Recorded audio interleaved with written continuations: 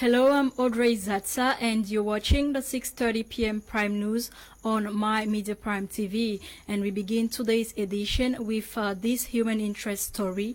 Enormous material damage has been recorded after the recently constructed Marriott Metropolitan Hotel at the Terminus Saint-Michel-Douala 3 subdivision caught fire earlier this day. The cause of the fire incident is yet to be established, and no human life has been lost. More on this in our subsequent edition of our newscast.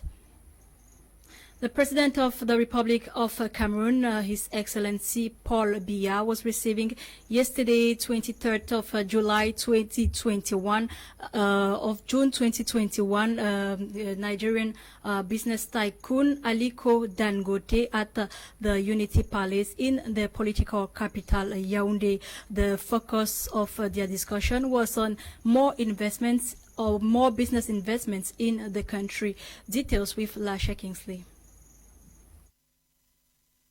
Paul Biya and his guest over an hour reviewed the functioning of the landmark cement factory operated by the business tycoon in Cameroon and the way forward for more investments in the country. Speaking to the press at the end of the audience, Aliko Dangote expressed his deep admiration and gratitude to President Paul Biya, whom he said has always stood by him and spared no effort to facilitate the implantation of his business in Cameroon. When we first came into Cameroon, we started our work, and then we had very, very big issues because of some people who tried to block us. But the president and also the cabinet really stood on our side and made sure that yes, we we continue with our work. But the work was stopped for almost a year and a half.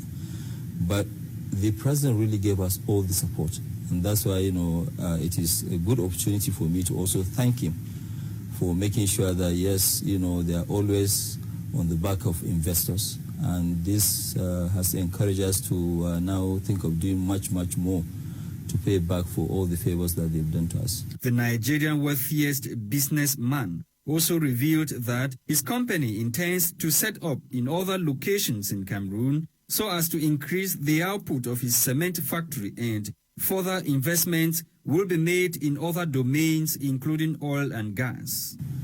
One of the areas that we discussed is actually the continued investment of Dangote here in Cameroon. We set up in Cameroon a couple of years back, as you are aware, but we are also going to continue to invest more, not only in cement, in other areas. We've discussed in oil and gas, we'll discuss in other areas where we'll have an investment. But really, it was a very, very good meeting. Dangote also revealed that if not of the presence of his cement factory in Cameroon, Cameroonians would have been paying double the price they are paying today. And, and I can assure you, if not because of Dangote, you'd have been paying double the price that you are paying today, because the other people who were here before us were not thinking about investing money. But, we feel very much at home. The audience was crowned with a medal award as President Paul Biya raised Aliko Dangote with the Commander of the National Order of Valor. About 1.3 million francs CFA has been lost in a fire incident that occurred earlier this morning at about 4:30 a.m., which reduced to ashes a provision store near the car park at Rond-Point d'Edo. Eileen Sama was on the scene and reports. It was exactly 4:30 a.m. Thursday, 2021, when Gum Innocent, popularly known as Doctor, the owner of the shop, which was completely destroyed by the fire, received a call informing him that his business place was ablaze. Immediately, he jumped out of bed, rushed to the scene, where he met the ravaging flames, quickly consuming all his goods, and had absolutely nothing to do but watch his investments burn down in the twinkle of an eye. Exactly 4:35. Before reaching here, I discovered that everything was completely, the shop was completely down. And we started running up and down with sun and water. And there was no way we still sapeur pompier come and rescue the other neighbors. 30 minutes after, what I can say, I can only thank God that no loss life. 2 fridges where mineral water and soft drinks were stored, alongside a gas bottle and gas plate used to prepare breakfast for customers, were destroyed beyond repairs by the fire, which, according to Ngum Innocent, was caused by high tension or electric fault. What I'm suspecting is that it seems as if the current was cut. The current was switched off after 1 hour. After 1 hour, when it come and do the disaster. The provision store, which has been existing for 6 years, is said to be the only livelihood of Doctor and his family. It come and do the disaster. Since 2015, October 2015, people are talking of what I have lost here. You know, it's difficult to calculate, but just estimate, we're calculating around 1.3. Another fire incident in the city of Douala, Audrey. The losses are really enormous, close to 1.3 million lost in this small provision shop. Reporting for My Media Prime Television, I am Eileen Sama.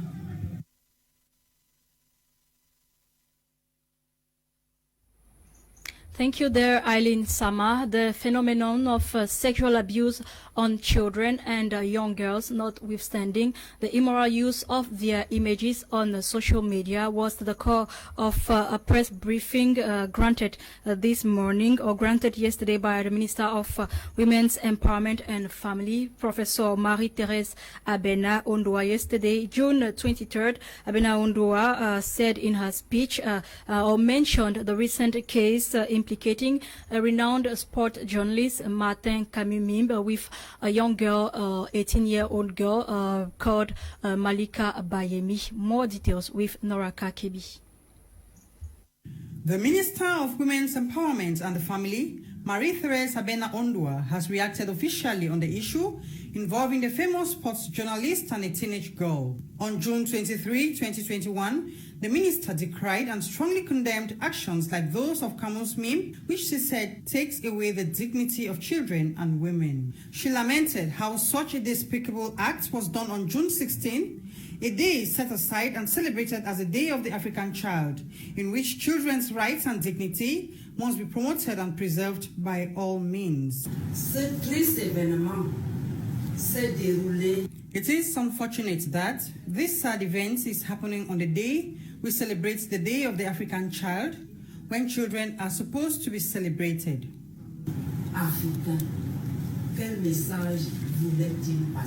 The minister has therefore said the government will back the sex tape victim of June 16, 2021, involving 2 male adults and a teenage girl. She reiterated on both national and international media in Yaoundé that all the perpetrators involved in the lovemaking and sharing of the video on social media must and will face the law. I want to reiterate the fact that sexual exploitation in children and all other forms of violence is punishable by law, because children's fundamental rights are violated. However, in trying to divert attention and also obstruct justice, Martin Camus Mim, a media personality and football commentator, argues he was not aware of the incident which occurred in his office. It should be noted that every 9 minutes, government authorities respond to another report of child sexual abuse, and learning the warning signs of child sexual abuse is often the first step to protecting a child who is in danger. Because of their vulnerability, children and women have been constantly assaulted and disrespected in the most undignified manner, forced into early child marriages, child prostitution, school dropouts, and sometimes over-labored. It is therefore time for the government, as well as the society, to do what is right, and violators pay for their actions.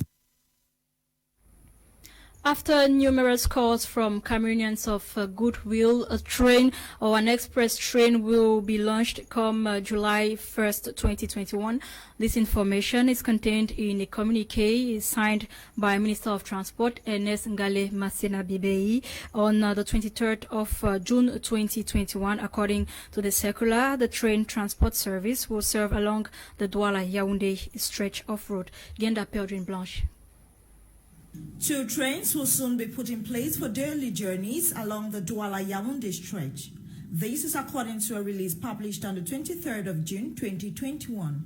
According to this document, the express trains will kick off on the 1st of July 2021 with an inaugural trip from the Besenge railway station in Douala to Yaoundé from 6 a.m. Under firm instructions from Head of State President Paul Biya, 2 trips will be done daily between Douala and Yaoundé, with major stops at Edea, Mekak, Ezeka, Mesondo, and Ngumu railway stations. This, of course, will be the routine after the official launch on July 1, 2021.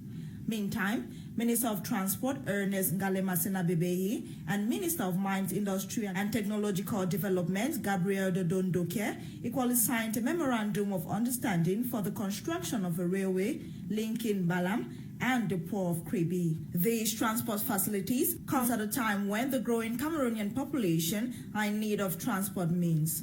Many frown at the state of the already existing trains. This express train goes operational 5 years after the deadly Ezeka train derailment that claimed many lives.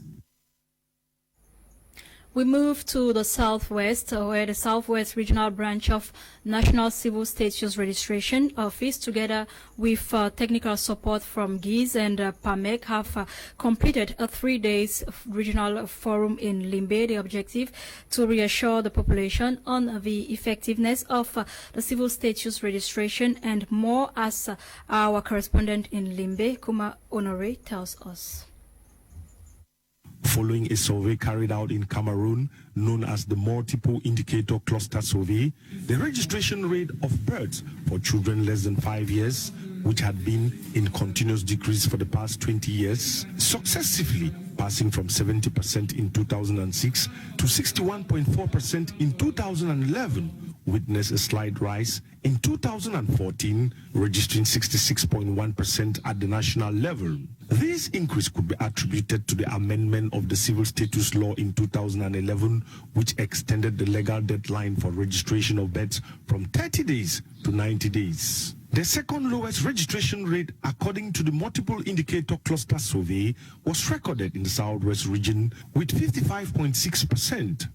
Currently, with the socio-political crisis in the Southwest region, the eventual displacement of persons within and out of the region has caused the loss of sensitive documents such as birth certificates and marriage certificates.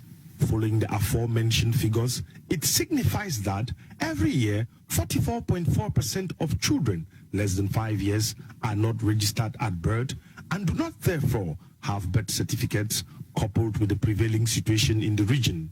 It is against this backdrop that the Southwest Regional Branch of the National Civil Status Registration Office, BUNEC, with technical support from GIZ and PAMEC, recently organized a 3-day regional forum grouping together stakeholders in the civil status registration chain to discuss and seek lasting solutions to improve on the civil status registration process in the region. This forum aims to put all the stakeholders together in order to put in place sharpened mechanism to promote the registration of all the citizens, especially the displaced one, and to look how we can effectively manage the displaced person who, as you know, they don't have any identity document.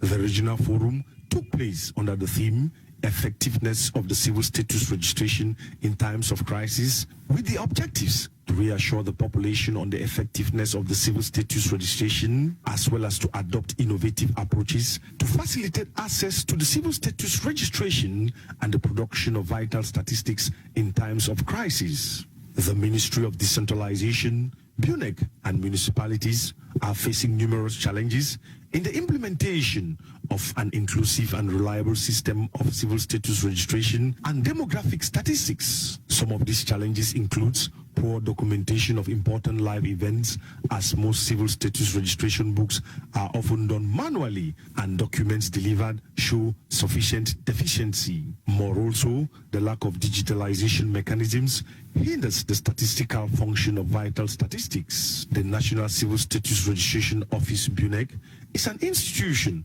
under the Ministry of Decentralization and was created in 2015.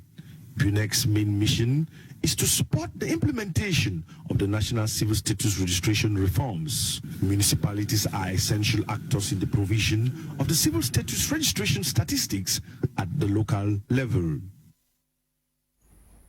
Members of eSchool Africa have resolved to continue promoting e-learning despite its litany of challenges in the African continent. They were speaking recently during a video conference. Henry Huana tells us more.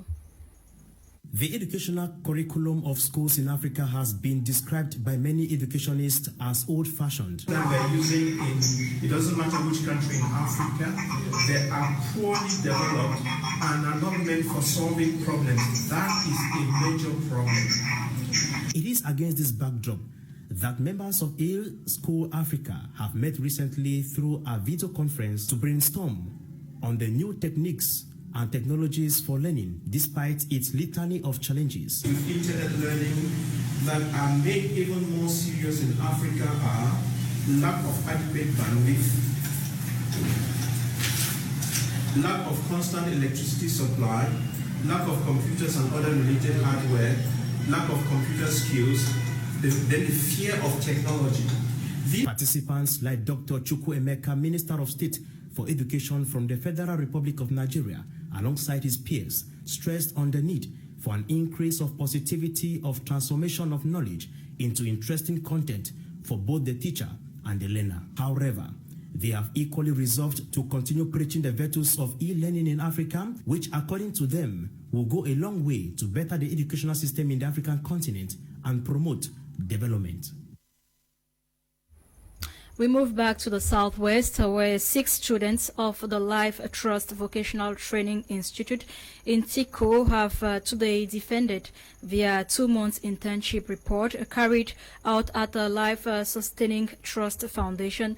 Regan Moki attempted the defense ceremony and put together the following report. We shall certainly be coming back to this story. Still in the Southwest region, stakeholders in basic education sector in Boyer have encouraged parents to embrace Arabic education, as they say remains one of the unexploited fields of education with huge employment potentials in the world. This was during a graduation ceremony of the 9th batch of some pupils of the Anglophone or Anglo-Arabic Nursery and Primary School, Boya. Clarice Ekawe.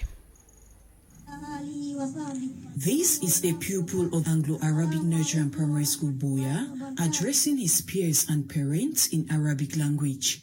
This was during the graduation ceremony of the 9th batch of pupils of this school. You have seen the wonderful performance here. If these children grow up to know Arabic, English, and French, you will understand what the world will be. I mean the world, not Cameroon. Allahu Akbar. Present during this graduation was the divisional delegate for basic education, the education secretary of the school, the imam of the Boya Central Mosque, and a host of other education officials, who all took turn to address parents and pupils on the importance of Arabic education in a changing world. Arabic language is a language which is widely used. The United Nations is using the Arabic language.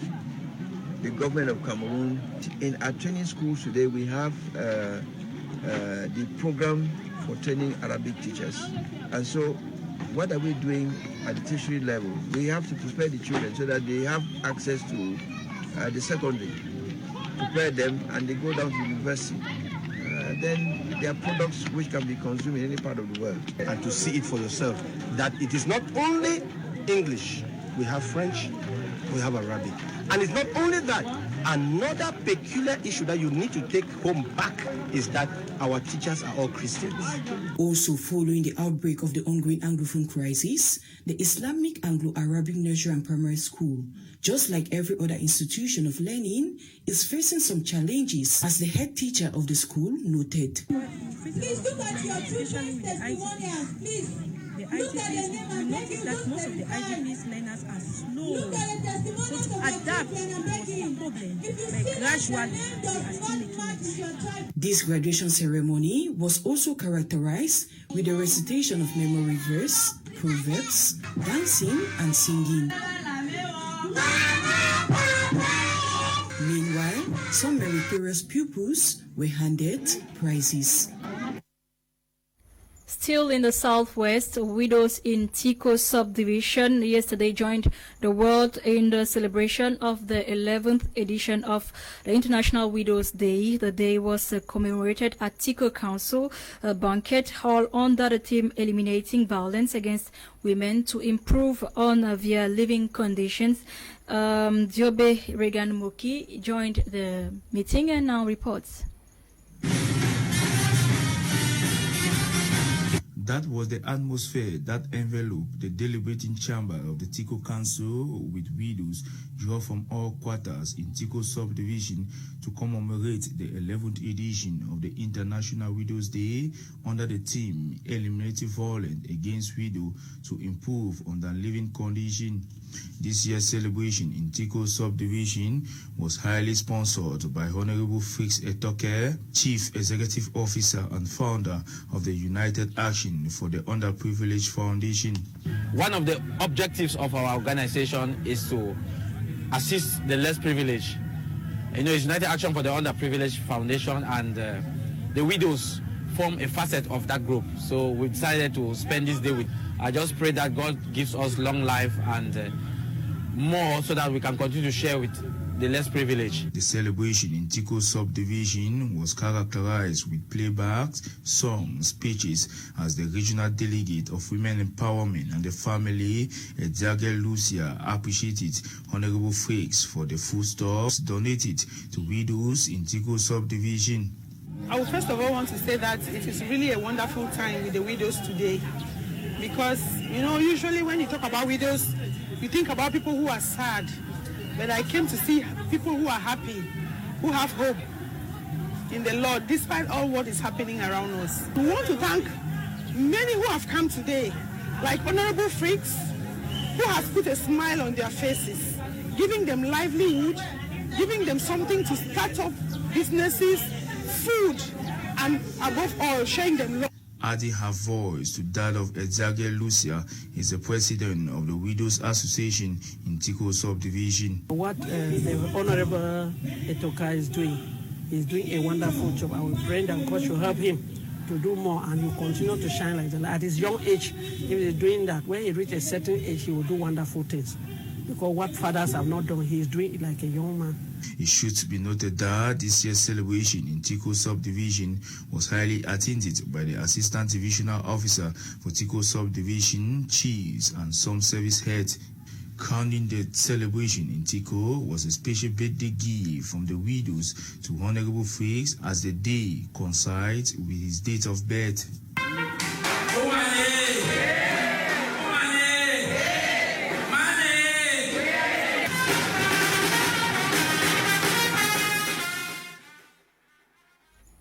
And in sports, the list of countries qualified for the round of 16 in the ongoing Euro 2021 tournament was completed last night for the outcome of the different games. Here comes Quentin Itapé. Après les 16e, place actuellement au 8e de finale. Les 16 équipes nationales qui joueront lors de la phase éliminatoire directe de l'UEFA Euro 2020 sont dorénavant connues. À l'affiche, France-Suisse. Champion du monde, les Bleus passent en tête du groupe F avec 5 points. Ils vont maintenant affronter la Suisse qui, avec 4 points à son actif, est 3e du pool A. Avec 7 points, l'Angleterre s'est qualifiée pour les 8e de finale et file à la première position du groupe D. Cette équipe affrontera l'Allemagne qui a franchi la 2e place du groupe F en totalisant 9 points. La Suède, malgré ses faiblesses, se retrouve étonnamment en tête du groupe E avec 7 points. Elle fera face à l'Ukraine qui termine 3e du groupe C avec 3 points. Le pays de Galles se retrouve en 8e de finale une nouvelle fois après la surprise de l'Euro 2016, 2e dans le groupe A avec 4 points. Le Danemark sera son adversaire.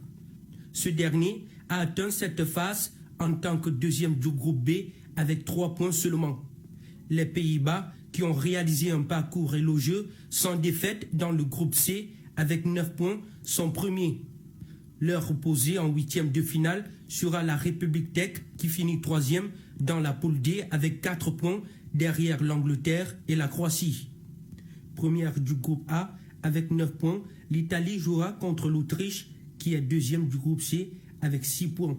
Les Belges ont obtenu 9 points et prennent la tête du groupe B. Ils affronteront le Portugal qui a terminé 3e du groupe F avec 4 points. La Croatie, vice-champion du monde en titre, a fini avec 4 points en tant que 2e du groupe D et affrontera l'Espagne, 2e du groupe E, avec 5 points. Les pays éliminés pour cette 8e de finale de l'Euro devront regarder le reste des nations se battre à la télévision pour la suite de la compétition.